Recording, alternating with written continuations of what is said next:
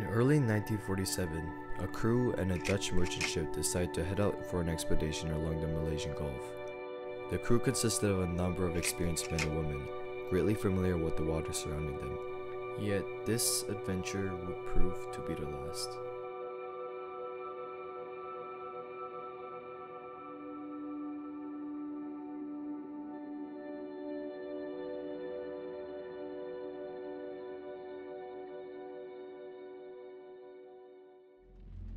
Jumping back to June, early after World War II had ended, a series of distress calls made from a vessel called the SS Orang Medan were picked up by a number of ships.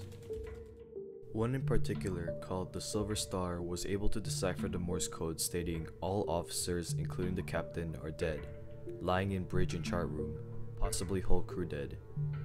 Then the last two final words were deciphered, that read, I die.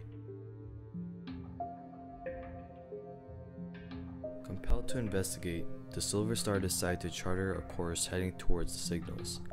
At arrival, all crew of the SS Orang Medan had been found dead, littered all over the decks of the Dutch ship. The victims were found to have a wide-eyed, horror-filled expression with their arms frozen, as if they're trying to fight off something. They eventually found the radio operator, who had sent the distress calls, at his post, slouching, with the same exact expression.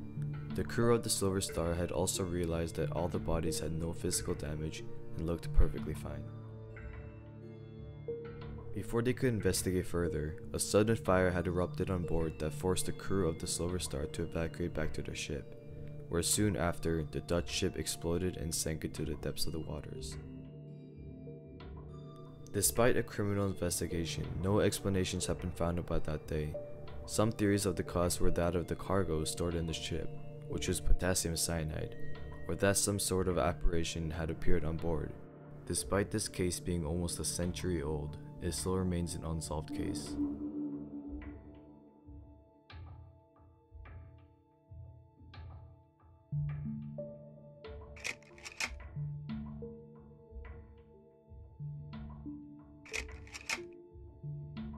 On one late December evening during the early 1900s, a boat named the Hesperus with its crew decided to check up on 3 lighthouse keepers after the lighthouse they were supposed to be taking care of, located in the Flannan Isles, failed to show any guide light. The lighthouse was just newly constructed and was in 100% working condition, so it was strange that an issue such as this one would occur. From the moment they arrived, the crew of the boat was confused as to not having a welcome from the lighthouse keepers, as they normally would.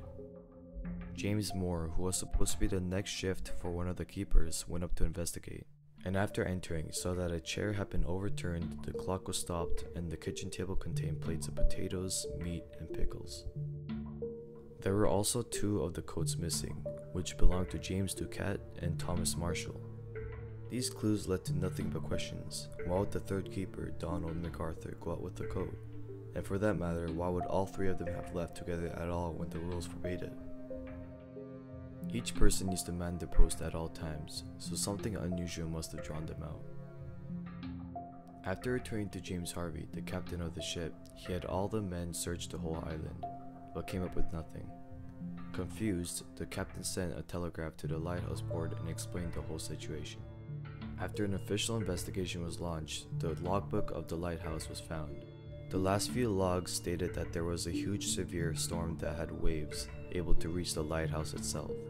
It also explained that James Ducat was being irritable, MacArthur was crying, and that they were all praying in hopes that the storm would end. Then, the last eerie log was read, storm ended, sea calm, God is over all. As creepy as the logbook was, there was a lot of mysteries that went along with it. One line in particular that read, James Ducat is irritable, is strange, considering that Ducat was a very well-mannered man, as stated by the captain. Not only that, when the logbook stated that Donald MacArthur was crying, the captain was confused, because of how it makes it seem like MacArthur was a weak and scared man. But that wasn't the case. The captain described him as having many years of experience and that he was used to big storms. But the strangest mystery above all was that there was no storm at all in the area since months ago.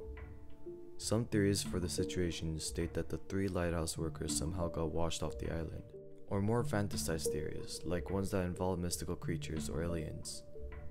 This mystery being over 116 years old doesn't seem to change the fact that this case is still unsolved, and probably never will be.